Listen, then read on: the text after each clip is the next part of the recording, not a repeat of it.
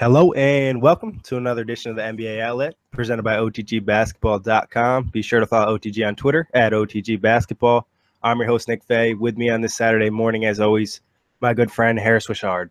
What's up, Nick? Glad to be back after Wednesday and really excited. Just a lot going on in the league right now. And, some young guys playing extremely well and some new stars on the rise. So really excited to get into it with you tonight and recap and go forward. Yeah, no, it's always fun to watch the beginning of the season. You get to see those guys that worked on their game, trying to take the next step. One guy that comes to my mind right off the bat, Andrew Wiggins. Yeah. But before we talk about Wiggins, talk about last night. Any of the games stick out to you? What games you watch? What'd you take away? I saw a little bit of the late games. My cousin, shout out to my cousin Steven, who had a child last night. And so I was at the hospital, so I didn't get to see as much as I wanted to see. My fantasy team did do well. And I saw some of the late games. But what stuck out to me is the Hornets getting a really good home win against the Atlanta Hawks, coming back from 10 down in the fourth quarter. And I just think this team right now is ready. They're ready as they continue to prove that they're ready to be a top 4 team in the Eastern Conference. And I'm sure they'll hit their bumps in the road. And I'm sure at some point in the season you'll say, maybe they're that team last year that could maybe win a couple of playoff games and then eventually get knocked out. But what are they – for you personally now, impressive win against Atlanta. Again, I didn't see it. It just stuck out to me that they were able to overcome that deficit against a good Hawks team that is still better than them record-wise. What stuck out to you for the Charlotte Hornets? What's going to make them a top 4 team as opposed to just this 5th, 6th, 7th, or 8th seed in the Eastern Conference? Well, they're playing like a top 4 team right now. Obviously, Kemba keeps playing like an all-star. Nicholas Batum has been great.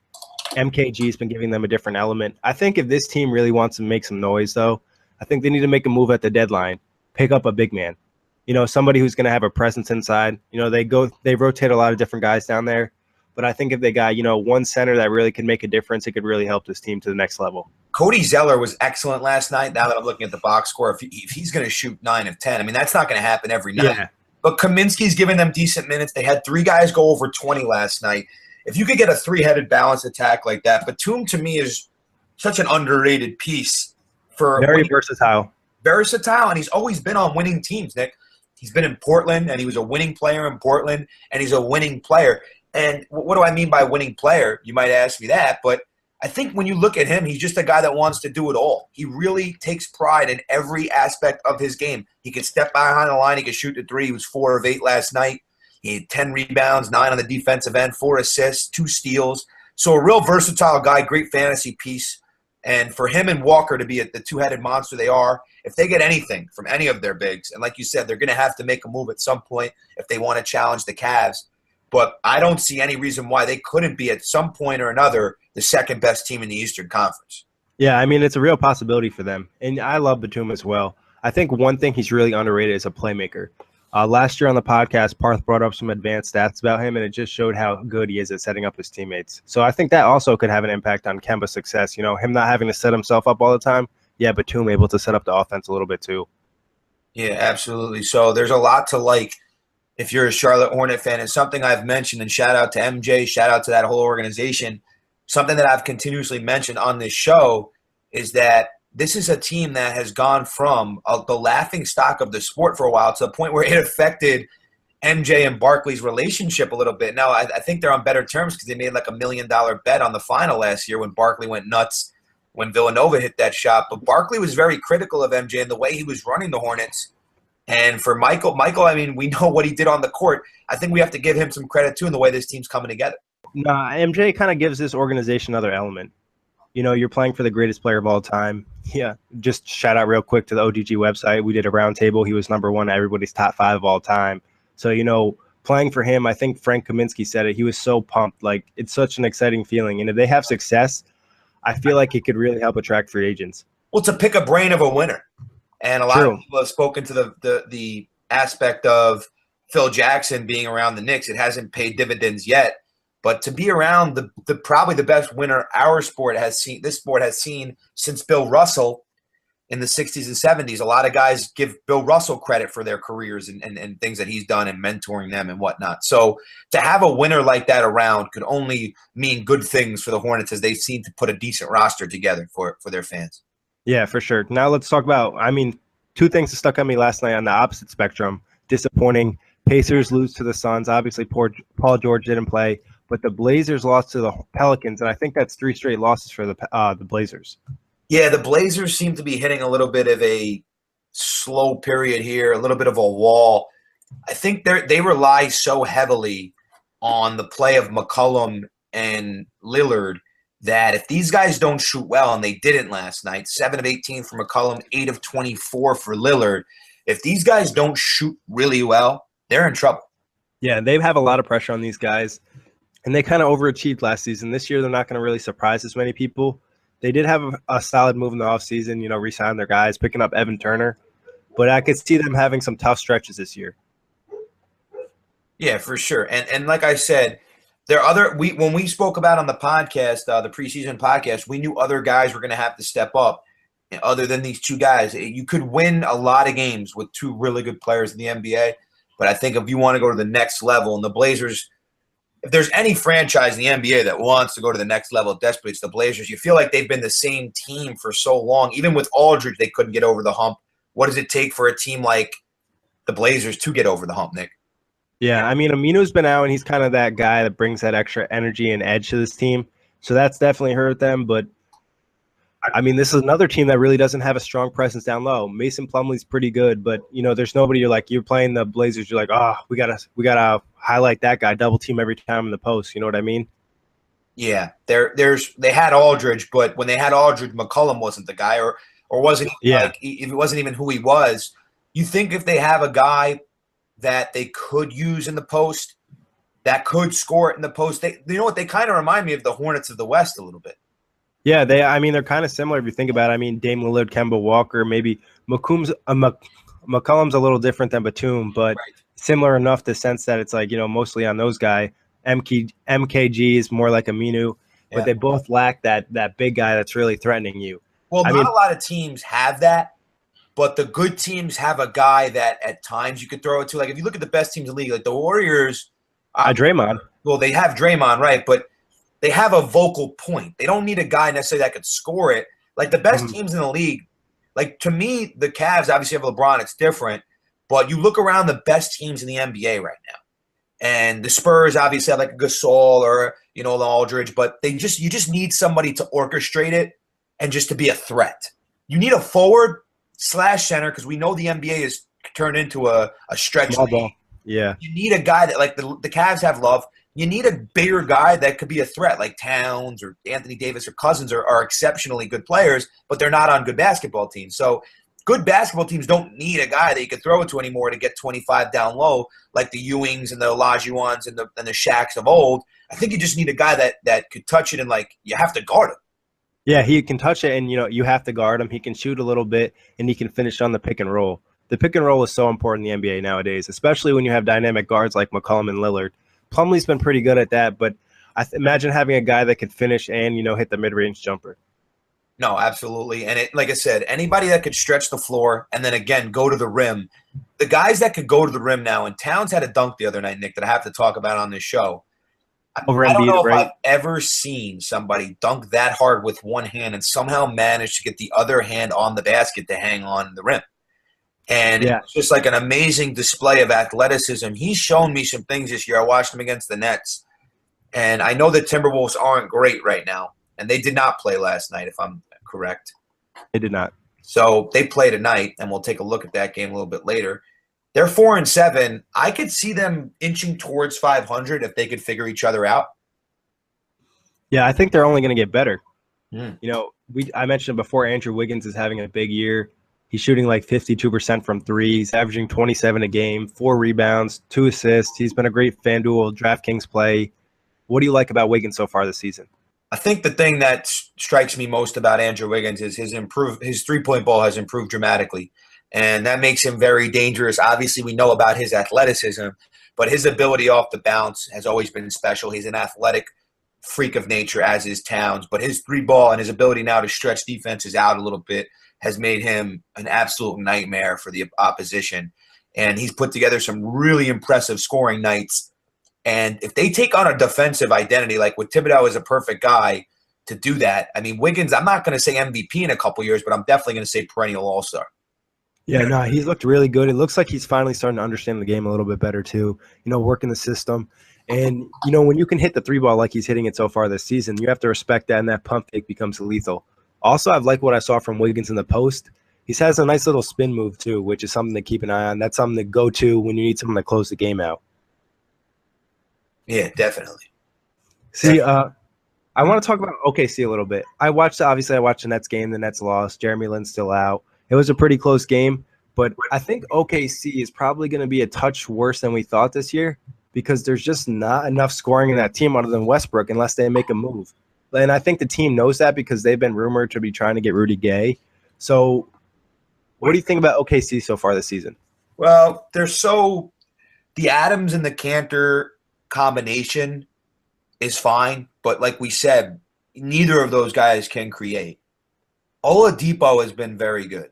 I think I liked what I see. I think he complements Westbrook well. I think this team could be what we expected. I didn't expect a championship caliber roster. And I mean, the bench, though. The bench really has, other than Cantor coming off the bench, like the scoring is it could be a serious issue. Yeah, like there's nowhere to go. I mean, you turn and some of these names are unfamiliar. Could be some D-League call-ups or not even sure if the Thunder have an affiliate, but some of these names are unfamiliar, yeah, and they do rely so heavily on Westbrook, and I think he will carry them to 40-plus wins and probably a playoff berth, but I think when Durant departed, we could expect them to play well, but how well could we have expected them to play? I would have to look back at what we predicted, but I didn't see this team. I thought the Clippers were better. Maybe I'm going back on my word, but we knew the Warriors and Spurs were better. We definitely now know the Clippers are better.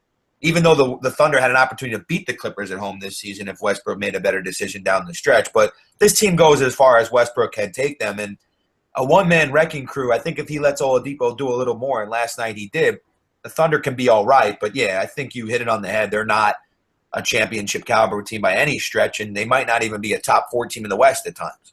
Yeah, no, that's what I'm getting at. I think they might not be a top 4 team in the West unless they pick up some more scoring. Just because it was like Westbrook came out of the game and it just seemed so easy to stop them. Obviously, they still won the game, but definitely saw a lot of issues from that team I didn't see before that. Yeah, and the other thing I wanted to touch on is Golden State. I want to speak about how Kevin Durant now, and I think if once we knew, and I said 68-14 for them, and once Durant and Curry figured this out. You saw the growing pains on opening night. You even saw them drop one to the Lakers. Shout out to the Lakers. Played the Spurs tough, and they're definitely an improved, maybe playoff caliber team. You could go as far as saying that over the first 13 games of the season. But the Warriors, once they hit their stride, are going to be unstoppable. I think it's just a matter of how much they want to push it. We saw Curry get a little banged up in the playoffs last year. We saw them go for 73 wins. So I don't think they have any interest in that record again or how many wins they're going to accumulate. But I think they're going to dominate in a way we haven't really seen much of in the NBA in a long time. Yeah, you can see it. They're starting to get in that groove. Durant's looking good. He's starting to play a little bit more all around. I think I mentioned this on the last pod. I like what I see from on defense too. He's finally using that length to his advantage. And you said it right on the head. We've never seen a team like this before. This team is going to win games in a ridiculous fashion. Tonight they might rest some guys against the Bucks and they could still easily blow them out. So it's a very good basketball team. Enough about last night. I just want to touch on one more thing. Shout out to the Mavericks for having 44 points going into the fourth quarter. Shout out what you mean to say. Shout out to Muhammad's Grizzlies yeah, for their defense there because they've picked it up a little bit and have been a little bit better than what we saw over the first couple weeks of this season. They're 7-5 now, and they'll probably slide into some playoff positioning as we move towards December and January. But shout out to them defensively. I know Dallas has been struggling. They're 2-9. And where's that guy at now that was giving you a lot of heat about what you were talking about the Mavericks at? Is that guy anywhere to be found right now? Yeah, I don't think he's anywhere to be found. He told me the Mavs are going to be a top 4 team in the West. Oh, boy. And right now it's looking like they're going to be a top, bottom 4 team in the West. Yes. To give them some credit, though, they have had a lot of injuries. Dirk's been Barnes hurt. has been pretty good, too. Yeah, Barnes has been good. J.J. Barea is out 6 weeks now. Darren Williams is still out. And on the Grizzlies side, Parsons came back, not this the game against the Mavs, the game before that. So he should give them a nice boost and kind of get them to where we thought they'd be at this season. Yeah, definitely. But enough about last night. I want to ask you just some questions about the NBA. So this guy, DeMar DeRozan, he's been going off. Yes. Is he the best shooting guard in the NBA? You know, we consider Harden a point guard now maybe because he's running the point 99% of the time. Is DeMar DeRozan the best shooting guard in the NBA? If James Harden's a point guard and Klay Thompson's the third best player on his team, where else am I turning here? Jimmy Butler maybe? You know what? Butler's been pretty good lately. Argument. Butler's a strong argument, but because I love the two-way players. I love the players that are creating for their teammates. I love the guys filling up the stat sheet. What I'm watching DeRozan do is individual offensive talent. So if you're drafting a team tomorrow, I'll ask you this question. Is it DeRozan or is it Butler? And then I'll give you my answer. But you know where I lean towards. You know what type of player I like. But DeRozan, what he's doing is great offensively. But is he a better basketball player than Jimmy Butler? Nah, see, I was going to go with Butler the whole time. Right. Just because I like what Butler does defensively. I like his energy, that extra edge. DeRozan's great, but, I mean, he's obviously not going to keep this up. And you said it right. You know, he runs a lot of ISO. Right. I feel like Butler could probably get his a little bit more through a team. You know, he does have his fair share of ISOs as well in Chicago, but he also is playing with two ball-heavy guards, and he still seems to put up points. There's no issues. I mean, DeRozan plays with Lowry, but other than those two, they're pretty much getting most of the scoring punch in Toronto. So, I mean, I think Butler's a better fit for a winning team, but DeRozan is probably the best shooting guard so far this season. Well, yeah, you got to look at I think specifically who's the better talent, basketball talent. You probably could make a very strong case for DeRozan because I think when he is engaged, he's not an Olay defender. He's not on first-team Olay, which you give Harden and Melo. Those guys are on first-team Olay. DeRozan's not on that. And so he has some ability on the defensive end. We're not making him out to be a bad defender, but Jimmy Butler might be the best defensive shooting guard in the NBA right now. Yeah, I mean, we've seen Butler really frustrate the shit out of people, including LeBron James, and that's not something easy to do. We can't really say the same about DeRozan.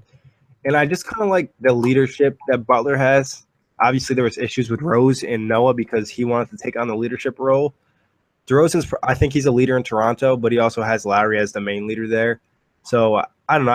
I just like Butler. I like his all-around game a little bit more than I like DeRozan scoring. Well, Butler is still at over 20, is he not? Yeah, exactly. Yeah, no, Butler's at 24, and he's on a hot stretch right now, if I'm not mistaken. 24? Yeah, 24 a game, 4 assists a game, 6 rebounds a game. Nice. Melo? Yeah, so I was just looking at his stat line, and the Carmelo Anthony commercial is coming up. Yeah. So, I mean, but it's nice to see the shooting guard play pick up in this league. And you talked about the Lakers. So you said it, you think the Lakers could compete for a playoff spot? Yeah, I mean, this is a team that's right on the edge,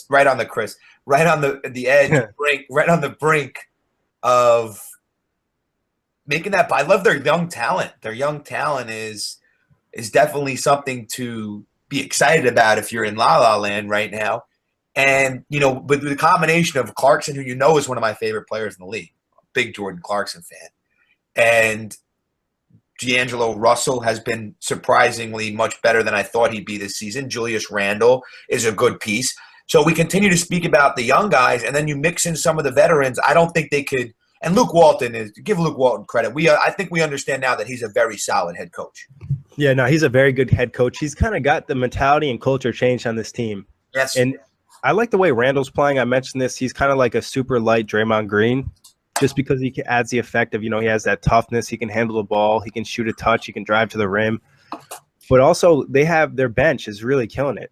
They have Lou Williams, your guy Jordan Clarkson, Ingram, Tariq Black, Larry Nance Jr. So there's plenty of talent on there, and they're doing work. And these young guys are going to continue to get better. So I think the Lakers probably could compete for the 8th seed. And do they not make the playoffs? I don't think it's that big a deal because I've already seen a lot of development with this team. Yeah. And going forward in the future, it's going to be fun. The Lakers are going to be good again.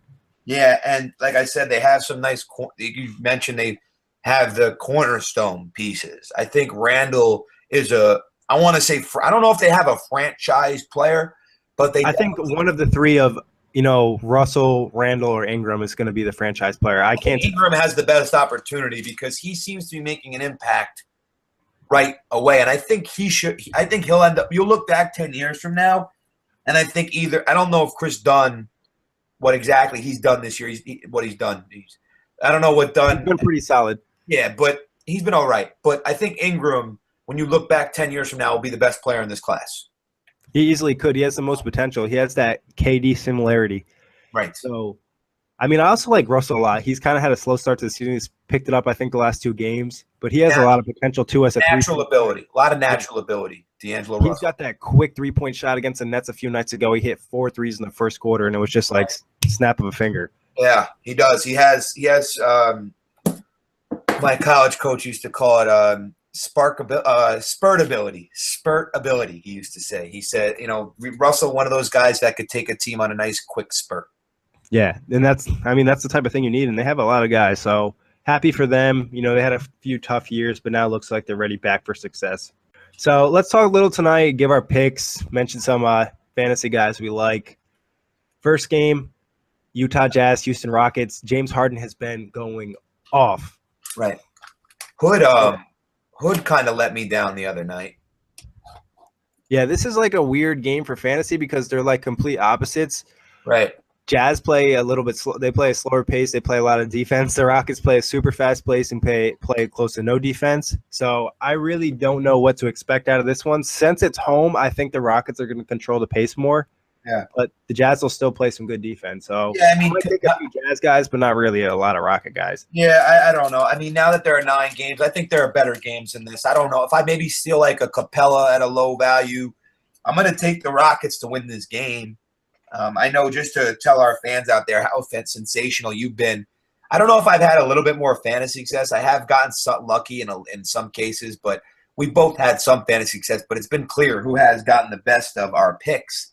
Nick, coming into today on our podcast, is 46-18, and I'm trailing him. I'm at 39-25, 7 games back, trying to make up some ground on you. Yeah, this is a game. This is a night that you probably could make up some ground because there's a lot of intriguing matchups. I'm going to go with you with the Rockets, so I'm going to pick the Rockets as well, just because I love what James Harden is doing, and I think Derek Favors is still out. One guy actually I thought about I might like in fantasy is Rudy Gobert. Yeah, I don't. This is a tough fantasy game for me. I don't like it, and I just think it could be weird. Yeah, you have really no clue. You don't know. I think you have a little bit better idea in our next game, Charlotte at New Orleans.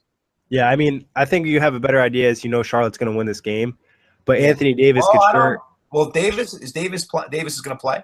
Yeah, Davis played last night, so I would think he'd play tonight. Drew Holiday came back yesterday. I would think he'd probably not play a lot of minutes, being that it's a back-to-back. Yeah.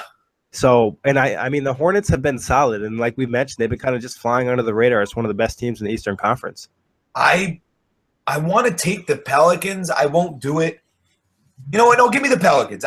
This is one of those weird games. I know we spoke so highly about the Hornets, but on a back-to-back, they beat the Blazers last night. They might be creating some momentum. If Davis plays, I mean, there's always a chance he could sit because he's injury prone. He's off a back-to-back, but I know you're going to go Charlotte.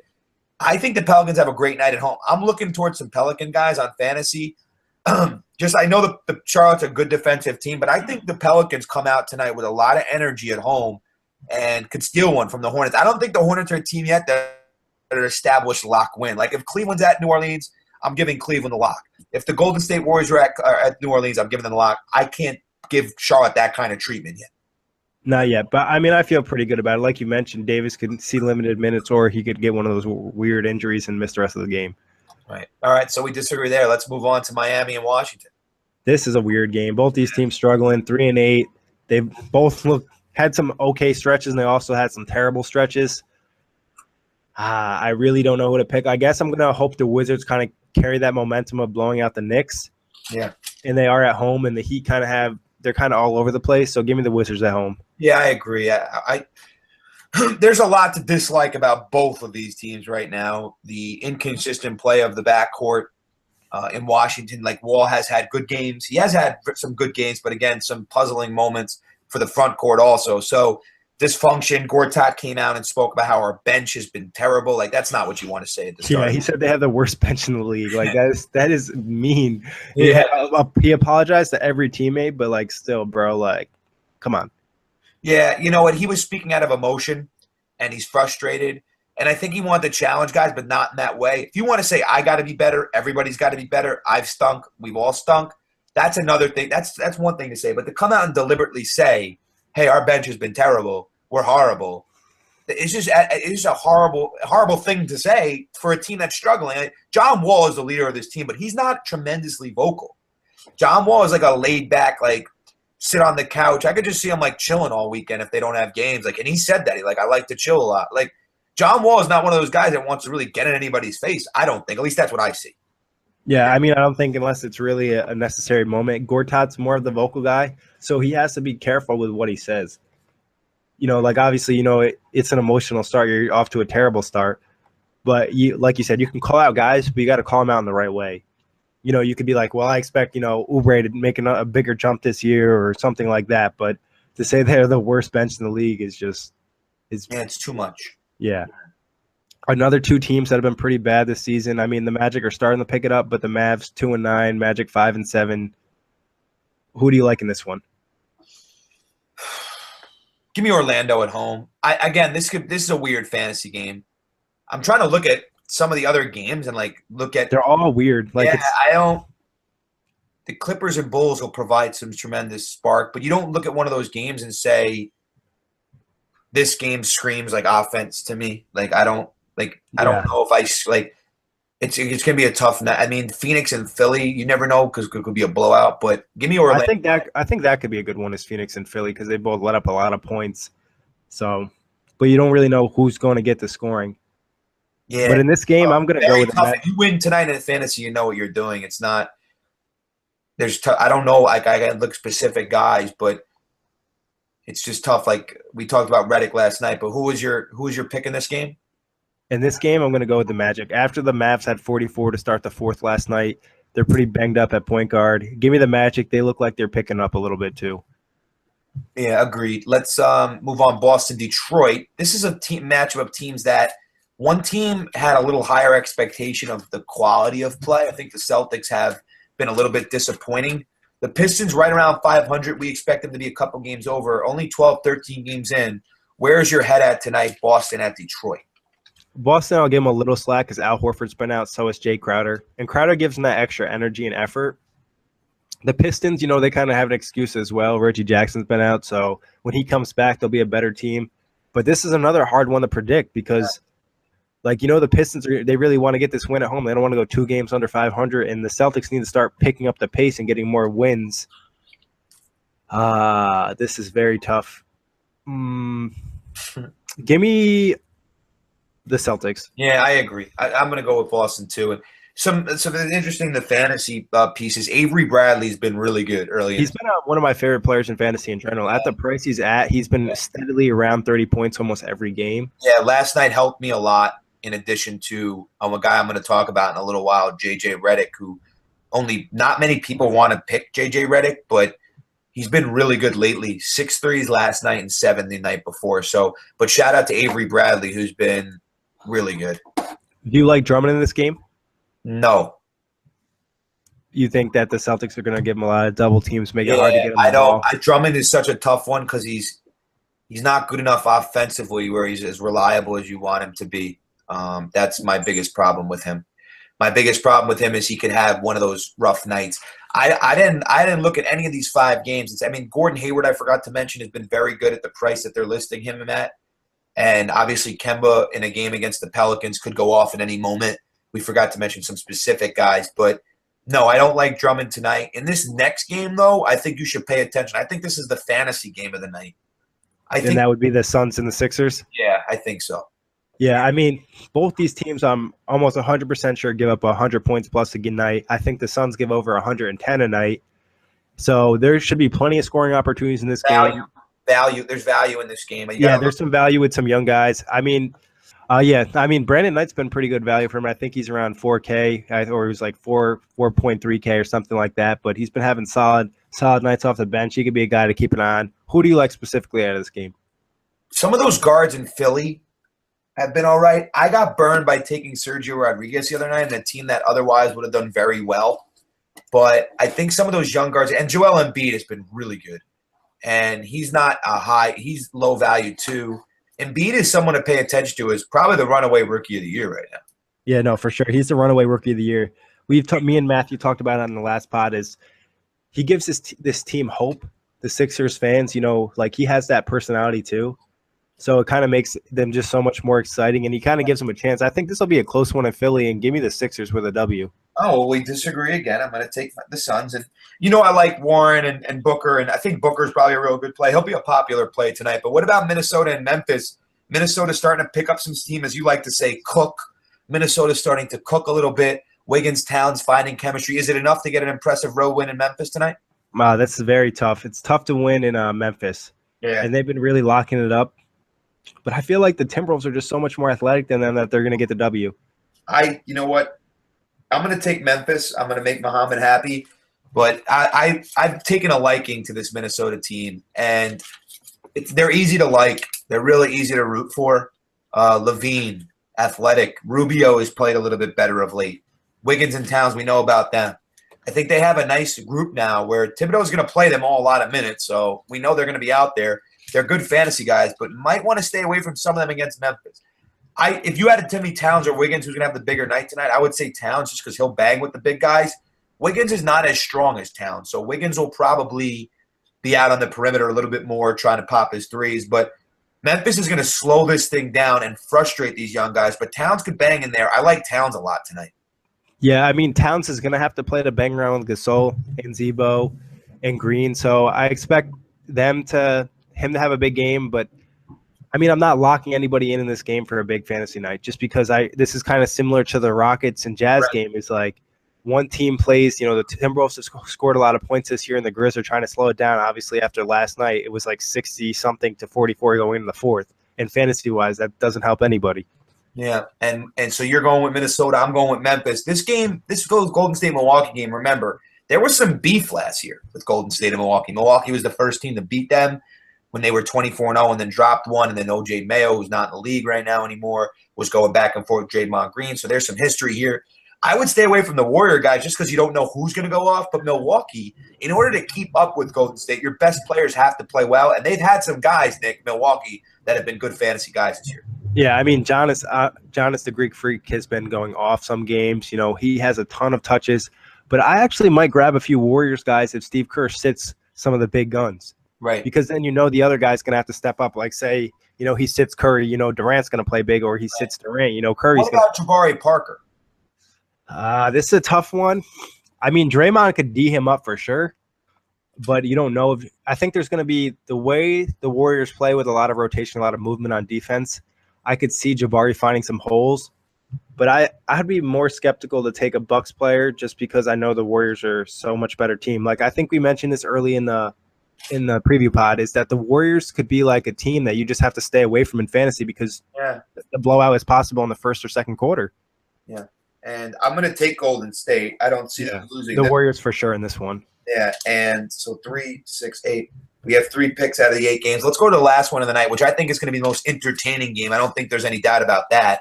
The Bulls have been very good.